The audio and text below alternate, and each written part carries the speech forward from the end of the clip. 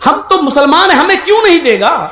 हमारा रब तो वो है, हमारा परवरदिगार तो वो है जो काली रात में, काले जंगल में, काले पहाड़ पर काले रंग की जब चींटी चलती है तो इतनी बुलंदी से वो उस चींटी को भी देखता है। उसके जब पैर के रखने की जो आहट होती है, हमारा रब उस आहट को भी सुन लेता है, उसको भी ग़िज़ा देता है। अल्लाह ने उसको पेट दिया है तो ऐसी नाक भी दी है उस मामूली चींटी को कि हम अपने बगल की, अपने हाथ की चीज को नहीं सूंघ पाएंगे, लेकिन उस चींटी को देखो, उसकी ग़िज़ा एक मंजिल की दूरी पर रखी है, 2 मंजिल पर रखी हुई है, लेकिन उसकी नाक में अल्लाह ने इतनी स्पिरिट दे दी, इतनी स्ट्रॉन्ग बना दी, खुशबू सूंघने की उसको ऐसी शक्ति दे दी कि वो अपना रोजी रिस्क तलाश करने के लिए 2 मंजिल पर चली जाती है। मेरा रब उस चींटी को भी हौसला देता है, उसको भी नाक दिया है, उसको भी रोजी देता है, मछलियों को भी देता है। अरे हम किसको क्या देंगे? हम अपने दोस्तों को दस्तरखान पे बिठाएंगे, खिलाएंगे, लेकिन अपने दुश्मन को हम देखना भी गवारा नहीं करेंगे। शादी मेरे बेटे की है, हम अपने यार दोस्तों को बुलाएंगे, लेकिन अपने दुश्मन को हम नजरअंदाज कर देंगे। मेरे भाइयों, हम दोस्तों को खिलाएंगे, पिलाएंगे, लेकिन दुश्मन को भूल जाएंगे, उसकी तरफ नजर उठाकर भी नहीं देखेंगे। मेरा रब तो वो है जो दोस्त को भी खिलाता है, दुश्मन को भी खिला रहा है, नमाज पढ़े उसको भी दे रहा है, न पढ़े उसको भी दे रहा है, जो ला इलाहा इल्लल्लाह का इकरार करता है वो उसको भी देता है, और जो मूर्तियों की पूजा कर रहा है वो उसको भी दे रहा है। उसकी नजर में खाने और पीने में कोई इम्तियाज नहीं। ओ मेरे बंदो, जब हम काफिरों को दे सकते हैं तो तुम्हें क्यों नहीं दे सकते? तुम तो मेरे करीबी बंदे हो। मेरा रब तो वो है जो दोस्त दुश्मन नहीं, वो सबको देता है। 90 साल के एक बूढ़े को इब्राहिम अलैहिस्सलाम ने दस्तरखान से उठा दिया था ये कहकर कि तू आग का नाम लेकर खा रहा है, रख, अल्लाह का नाम ले। उसने कहा नहीं लेंगे, आग ही मेरा रब है। भगा दिया उसको। जिब्रील आ गए, अरे इब्राहिम, तुमने आज उस बूढ़े को बुलाया और खाना भी नहीं खिलाया, भगा दिया, जाओ उसको पकड़ के लाओ और खिलाओ। जिब्रील से इब्राहिम अलैहिस्सलाम कहने लगे, अरे वो तो अल्लाह का नाम ही नहीं लेता। कहा इब्राहिम, वो तो 90 साल में पूरी जिंदगी में कभी उसने अपने रब का नाम नहीं लिया। तुम्हारे दस्तरखान पर तो उसने आज अल्लाह का इनकार कर दिया, लेकिन वो तो 90 साल से नाम नहीं लेता।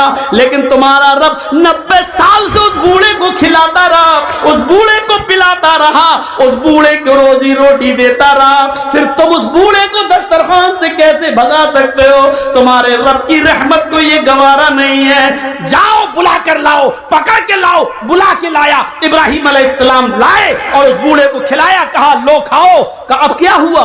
मैं अल्लाह का नाम नहीं लूंगा। कहा मत लो, मैं आग का नाम लूंगा। लो। अरे अब क्या हुआ?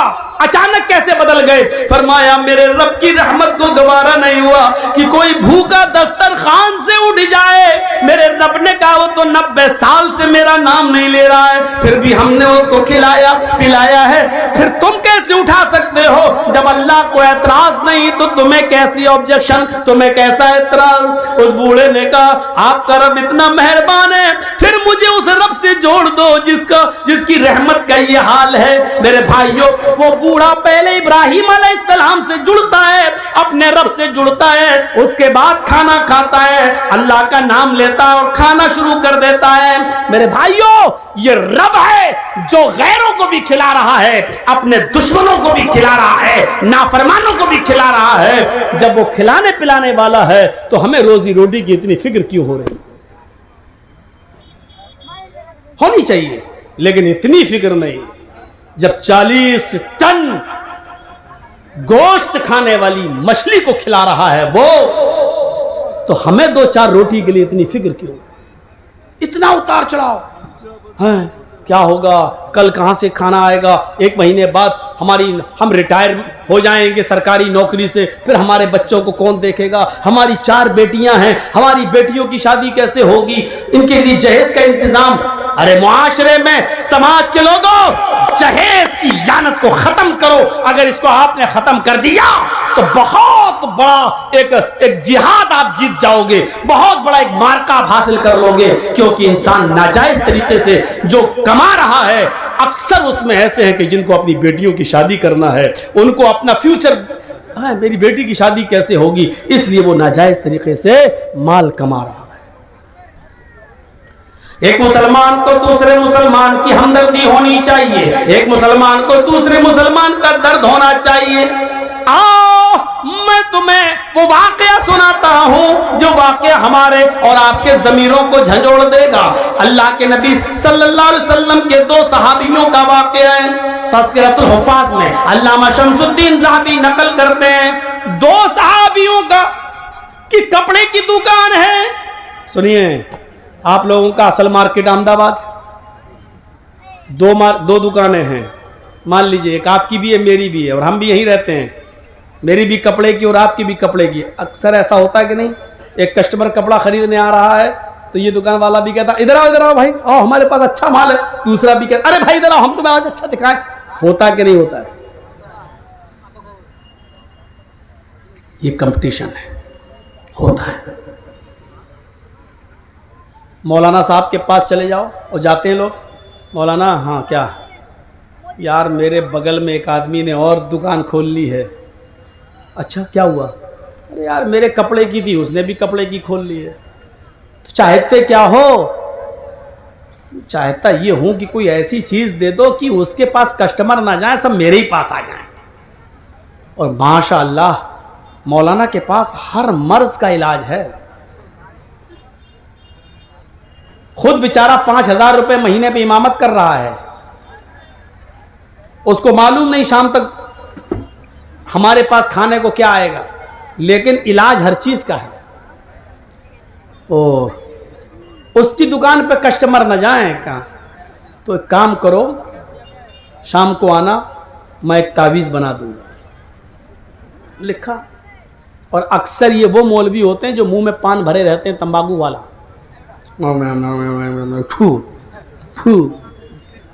अपना लिख देंगे, तावीज़ बना देंगे, फूक फाक कर देंगे, कपड़े में लपेट लो। क्या हुआ? रात के अंधेरे में जब सब सो जाएं तो इस तावीज़ को उसकी दुकान के सामने थोड़ा सा गड्ढा खोद कर गाड़ देंगे। क्या होगा? जो भी कस्टमर उसकी दुकान पर जाएगा उसका दिल ही नहीं लगेगा, वो लौट के तुम्हारे पास आएगा ही आएगा है? उसकी दुकान बंद हो जाएगी, तेरी चलेगी। एक छोटा सा सवाल आपसे, क्या अल्लाह के रसूल इसलिए आए थे कि एक की दुकान बंद कर दी जाए और एक की दुकान चलने दी जाए? ईमानदारी के साथ बताओ, दिल पर हाथ रख कर बताओ, क्या अल्लाह के रसूल इसलिए आए थे? क्या ऐसी कोई दुआ बताई होगी कि एक की दुकान बंद हो जाए और एक की चले? नहीं। नबी से कम ये तवक्को आप मत रखिए। हाँ, तवक्को रखना है तो ये रखिए कि अल्लाह के रसूल ने ऐसी दुआ जरूर बताई होगी कि आपकी भी दुकान चले और आपकी भी चले, आपके भी घर में चूल्हा जले, इसके भी घर में चूल्हा जले। ऐसी दुआ की उम्मीद तो है, लेकिन ऐसी दुआ की उम्मीद नहीं है जो मौलवी ने दे दिया, उसकी दुकान के सामने गाड़ देना, उसके कस्टमर टूट कर तेरे पास आ जाएंगे। दो सहाबियों की दुकान है एक बाजार में, एक कस्टमर आता है और एक सहाबी की दुकान पर बैठ जाता है। वहां आवाजें देने का रवाज नहीं था। भाई कस्टमर है, किस्मत है, चाहे तो इसकी दुकान पर आ जाए, चाहे मेरी दुकान पर आ जाए। आवाज नहीं दी जाती थी। अच्छा हो सकता है थोड़ा सा भूल हो गई होगी, 1 टन 10 कुंटल को बोलते हैं। चलिए, अब भाई हम लोग अंग्रेजी स्कूल में तो पढ़े नहीं हैं, मैथमेटिक्स इतनी हमारी मजबूत नहीं है, गलती हो तो सुनिए।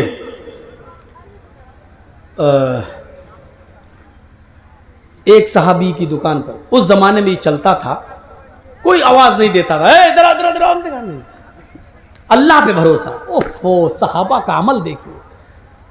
कोई आ रहा है, मेरी दुकान पे आएगा तो हम दिखा देंगे, उसकी दुकान पे आए वो दिखाते। भाई वो भी अपनी बीवी बच्चों के लिए बैठा, मैं भी बैठा। देखिए सोच क्या थी।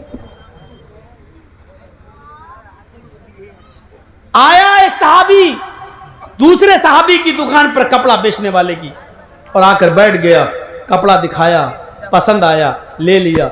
मोल भाव नहीं चलता था, एक दाम ये है, ले गया। उसकी किस्मत में था, बेच दिया, कपड़ा ले गया वो। थोड़ी देर के बाद एक और कस्टमर आया, दोनों दुकानें आमने सामने, लेकिन वो इसी दुकान पर आया जिस दुकान से अभी थोड़ी देर पहले कस्टमर कपड़ा ले जा चुका है। इसी दुकान पर आता है और गुफ्तगू चलती है, और थोड़ी देर के बाद वो भी एक कपड़ा खरीद के ले जाता है। थोड़ी देर गुजरती है, एक और तीसरा कस्टमर आता है। तीसरा कस्टमर भी इसी दुकान पर आता है जिससे 2 कस्टमर पहले कपड़ा ले जा चुके हैं। ये भी यहां से तीसरा कपड़ा खरीद कर ले जाता है, चला जाता है। अब ये सहाबी जिसकी दुकान है सोच रहे हैं, अल्लाह हमारे पास 3 कपड़े बिक चुके हैं, हमारे घर आज चूल्हा जल जाएगा, हमें इतनी प्रॉफिट हो चुकी है कि हमारे बच्चे आज भूखे नहीं सोएंगे। थोड़ी देर के बाद चौथा कस्टमर आता है। न इस आदमी ने कहा कि भाई मेरे पास आने दो, तुम तो 3 कपड़े बेच चुके हो। नहीं, किस्मत है, तुम्हें अल्लाह ने 3 बिकवा दिए, मेरी किस्मत में होगा तो बिकेगा, वरना अल्लाह अगर तुम्हें दे रहा है और मैं जलूं तो ये अल्लाह की तकसीम से, अल्लाह की किस्मत से हम जलन हो रही है। नहीं नहीं। चौथा कस्टमर भी उसी दुकान पर आया, कपड़े की बातचीत करने लगा, लेकिन इस दुकानदार ने इस मर्तबा हमदर्दी जताते हुए कहा, भाई ये कपड़े हमारे बिक चुके हैं, 3 कस्टमर ये कपड़ा खरीद चुके हैं, अब हमारे पास स्टॉक में ये कपड़ा नहीं है। आपको इसी किस्म का कपड़ा और इससे भी अच्छा कपड़ा अगर खरीदना है तो मेरे पड़ोस में मेरे भाई की दुकान पर चले जाओ, इससे अच्छा कपड़ा आपको वहां मिल जाएगा, मेरे पास स्टॉक में खत्म हो गया। हालांकि था, लेकिन ये सोचकर कि मेरी तो इतनी इनकम हो चुकी है कि आज मेरे बीवी बच्चे खाना खा लेंगे, इस बेचारे का एक भी कपड़ा नहीं बिका है, अगर 1-2 कपड़ा ये भी बेच देगा तो इसके भी बीवी बच्चे आज खाना खा लेंगे, इसके घर में भी चूल्हा जल जाएगा।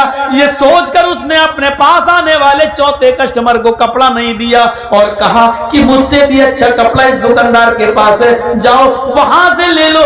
ये कस्टमर इस दुकान से उतरता है और दूसरी दुकान पे चला जाता है और वहां से कपड़ा खरीद कर ले जाता है। मेरे प्यारे साथियों, ये हमदर्दियां थी, एक दूसरे का दर्द था, एक दूसरे का की खैर ख्वाही थी लोगों के दिल में कि मेरे पास तो इतना बिक चुका है, इसका एक भी नहीं बिका है। अपना कस्टमर दूसरे के हवाले कर दिया करते थे, यहां तो दूसरे की दुकान पर आया हुआ कस्टमर छीन लेते हैं, उसको भी हड़प कर लेते हैं। 2-3 चीजें याद रखिए, 2-3 चीजें याद रखिए। एक आदमी का, एक नौजवान लड़के का किसी लड़की के साथ रिश्ता चल रहा है तो रिश्ते पे रिश्ता भेजना जायज नहीं। जब बात वहां फाइनल हो जाए उसके बाद भेजिए, अगर रिश्ता लगता है तो ठीक है, नहीं लगता तब आप भेजिए। ऐसा नहीं कि एक की बातचीत चल रही है आप अपना ठोक दो, है? वो अरे वहां छोड़ो यार, मेरा बेटा डॉक्टर है, अब उसने वहां छोड़ दिया, डॉक्टर है, हाँ डॉक्टर, चलो इसको कर दें। ये गलत है, नाजायज है, हराम है इस्लाम के अंदर। जब तक एक जगह बात चल रही है चलने दो। इसी तरीके से 2-4 दुकानें आसपास किसी की हैं तो आवाज देकर बुलाना, ए इधर आ, नहीं नहीं, वो आदमी जिसकी दुकान पे आना चाहे आ जाए, किस्मत। हाँ, एक जगह अगर वो बातचीत चल रही है तो दोबारा नहीं ठोकना चाहिए, नहीं साहब इधर आओ, उससे हमारे पास उससे भी अच्छा है, नहीं, जब तक उधर से फाइनल ना हो जाए और जब वो वहां पसंद ना आए, उतर जाए उसकी दुकान से, तब आप ये कह सकते हो भाई साहब आइए मेरी दुकान पर भी आप देख लीजिए, शायद आपको मेरी दुकान का कपड़ा पसंद आ जाए। ये भी उसी तरीके से है। इसी तरीके से रिक्शे वाले आपस में खड़े रहते हैं, हाँ साहब कहां जाओगे, वो बताओ कहां जाओगे, एक से बात चल रही, दूसरा अपना रिक्शा लेके आ गया, हाँ भाई कहां जाना, बोलो बोलो, नहीं, जब तक उससे फाइनल ना हो जाए तुम अपने सवारी अपना रिक्शा लेके नहीं आ सकते हो, वरना नाजायज तरीके से माल का खाना हो जाएगा। हमें हमदर्दी अपनाना है, हमें हमदर्दी देखना है, हमें एक दूसरे की हमदर्दी हमारे दिलों में पैदा होना चाहिए।